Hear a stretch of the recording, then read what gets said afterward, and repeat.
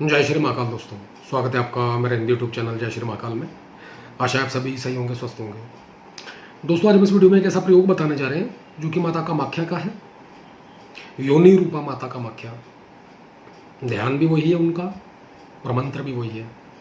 वशीकरण के लिए, अनुकूलता प्राप्ति के लिए दोस्तों कोई भी कर सकता है, स्त्री हो या पुरुष हो।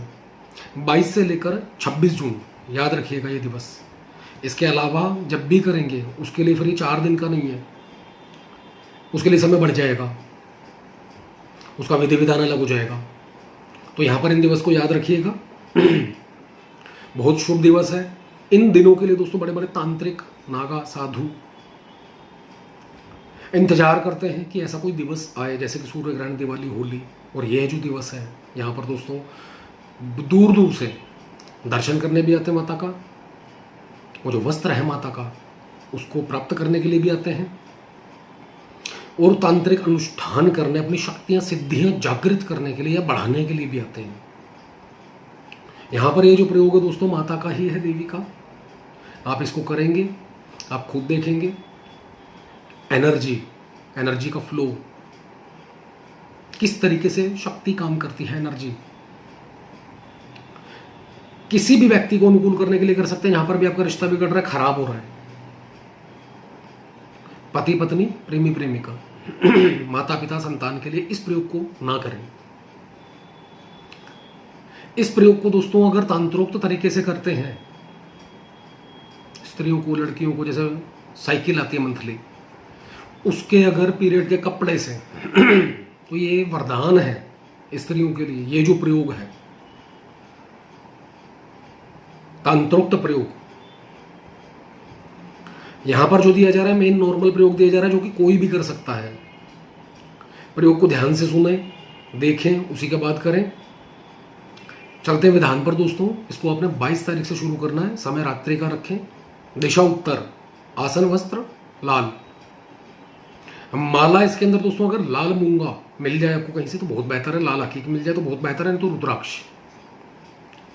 तीनों में से जो भी अवेलेबल हो आपके पास वह लेनी है। माता कामाख्या का यंत्र जिस किसी के पास भी है, कामाख्या के यंत्र की स्थापना करें। और किसी के पास अगर यंत्र नहीं है तो ऐसे में माता कामाख्या की फोटो, जो कि इंटरनेट से आपको आराम से आसानी से मिल जाएगी, इस समय पर फोटो निकलवा लें, उसको दोस्तों स्थापित करें। चौकी पटरा बाजू लगाएं अपने सामने, दिशा उत्तर रखें अपनी, यानी कि जिस समय आप ये क्रिया करोगे, आसन के ऊपर विराजमान होगे, आपका खुद का मुख जो है वो उत्तर दिशा की ओर होना चाहिए। अपने सामने माता रानी की फोटो लगाएं, उसके ऊपर माफी चाहते हैं, उसके सामने दोस्तों गणेश और भैरव का सुपारी रूप में स्थापना दें। देसी घी का या तिल के तेल का दीपक जलाएं इसके अंदर। भोग में कोई भी मिष्ठान जो आपको समझ आए वह लगा सकते हैं। अब तीनों का पूजन देना है, फूल चढ़ाने, चावल चढ़ाने, तिलक करना है। सुपारियों के ऊपर छींटा दें, उंगली लगाएंगे, शायद हिल सकती है। काफी लोगों के ऐसे कमेंट आए थे कि गुरुजी ऐसे में क्या किया जाए। ऐसे में दूर से आप डिप करके तिलक के अंदर छींटा दे सकते हैं, दूर से रिंग फिंगर से। उसके बाद अपने इष्ट कुल देवी देवता पितरों को याद करें, घर के आशीर्वाद प्राप्त करें पूर्ण सफलता का। माता कामाख्या को याद करें। इस समय पर दोस्तों पूर्ण रूप से जागृत होगी देवी कि जो कार्य करने जा रहे हो पूर्ण सफलता प्राप्त हो। उसके बाद गुरु मंत्र की एक माला का जप करें, गणेश मंत्र की एक माला का जप करें। दोनों से पूर्ण सफलता का आशीर्वाद मांगे। जिस व्यक्ति को अनुकूल करना है, पति पत्नी जो भी कर रहा है एक दूसरे के लिए, ऐसे में दोस्तों उसका फोटो अगर यंत्र के पास या फिर देवी के जो आपने फोटो रखी है उसके पास जरूर रखते हैं, बेहतर है। यंत्र हो तो ज्यादा अच्छा होगा दोस्तों, नहीं तो फोटो एक ऑप्शन है आपके पास, फोटो रख दीजिए उसके पास। पूजा के बाद आप फोटो हटा सकते हैं व्यक्ति का, जो चौकी लगाई है उसको नहीं हटा सकते, याद रखिएगा 26 तारीख तक। अब आपने दोस्तों सबसे पहले विनियोग करना है, जैसा कि संकल्प बोला जाता है। विनियोग आपको वीडियो में लिखित रूप में दिया जाएगा। विनियोग के अंदर अमुक शब्द जहां पर आया वहां पर उस व्यक्ति का नाम लेना है, अपने पत्नी का या पति का, जिसको आप अनुकूल करना चाहते हो। एक ही बार पढ़ना, यानी सीधे हाथ में जल लेकर पूरा विनियोग पढ़ के जल छोड़ देना किसी पात्र में या धरती पर, जो भी व्यवस्था है आपके पास। उसके बाद एक बार ध्यान करना है, वो भी आपको लिखित रूप में इसमें वीडियो में दिया जाएगा। उसके बाद जो मूल मंत्र है दोस्तों, 16 माला का जप करना है इसका रोजाना, 25 तारीख तक जप करना है। और 26वें दिन, 26 तारीख, सॉरी 26वें दिन नहीं, 26 तारीख को, 26 तारीख को दोस्तों आपने इसका हवन देना है। जप करने के बाद दे सकें तो और ज्यादा अच्छा है, आखिरी दिवस है वो। हवन के अंदर आपने थोड़ी सी सरसों लेनी है, थोड़ा सा शहद लेना है, पंचमेवा लेना है, सफेद और काले तिल लेना है, थोड़ी सी सामग्री हवन,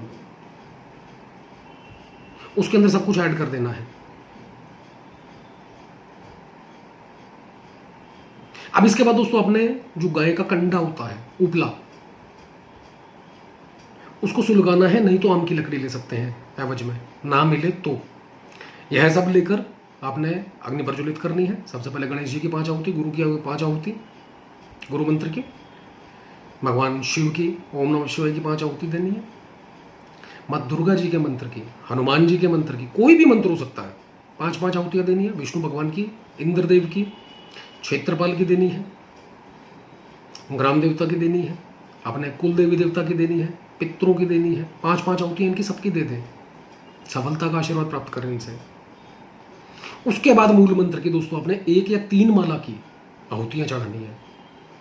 किसी भी मंत्र के लास्ट में स्वाहा लगा हुआ हो तो अलग से स्वाहा नहीं लगाना, अगर नहीं लगा हुआ होता है तो ऐसे में स्वाहा लगाते हैं लास्ट में, ये याद रखिएगा। इसके लिए भी काफी लोगों ने क्वेश्चन किया, तो यहाँ पर ये बता रहे हैं आपको, इस चीज का ध्यान रखें। आहुति लगानी है दोस्तों। जो भोग है डेली आप खा सकते हैं। पति पत्नी घर में रह रहे हैं, लड़ाई झगड़ा बहुत ज़्यादा बढ़ चुका है, दूर रह रहे हैं, तो भी ऐसे में भी अगर आपका मिलना जुलना होता है, इस दौरान कोशिश करें वो आपसे मिले, लेकिन इन दौरान याद रखिएगा सारे नियम पालन के साथ करना है। ये अंडा मीट शराब लहसुन प्याज वगैरह कुछ भी नहीं खाना पीना, आपने ब्रह्मचर्य से रहना है, जमीन पर सोना है, हल्का बिस्तर बिछाकर। कोशिश करें जहाँ पूजा कर रहे हो वहीं पर सो जाए। किसी को भी मिलने का मौका मिलता, अवसर मिलता है इस दौरान, बाद में भी दौरान मिले तो जो लास्ट दिन होगा आपका, जो भोग रखा है आपने माता का, उस भोग को उस व्यक्ति को खिला दे, सामने वाले व्यक्ति को। आजीवन के लिए दोस्तों वशीकरण हो जाएगा उसका। खिलाया पिलाया जल्दी काट नहीं होती है। हवन की भस्म अपने पास संभाल के रखें। ये जो आप हवन करेंगे आखिरी दिन 26 तारीख को, उस भस्म को अपने पास संभाल के रखें, थोड़ा सा छान कर अच्छे से किसी खाने पीने में उसको खिला सकते हैं, चाहे वो पत्नी को या पति को, जहां भी रिश्ता खराब हो रहा है आपका वहां पर।